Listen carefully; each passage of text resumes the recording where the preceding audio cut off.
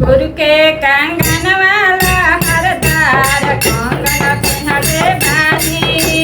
गुरु के कंगन वाला हरदार कंगन पहनले बानी। रे कंगनवा पर 3 जना के रखले बानी।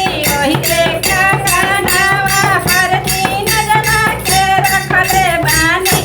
ब्रह्मा विष्णु महेश कंगन पहनले बानी।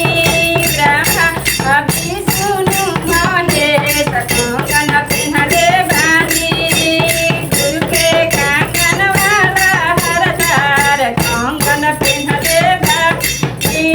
गुरु के कंगन वाला हरदार कंगन पहनले बानी। वही एक कंगनवा पर 3 नदी के पूजले बानी। वही एक कंगनवा पर 3 देवी के पूजले बानी।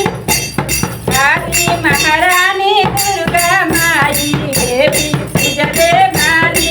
काली महारानी दुर्गा माई के भी पूजले बानी।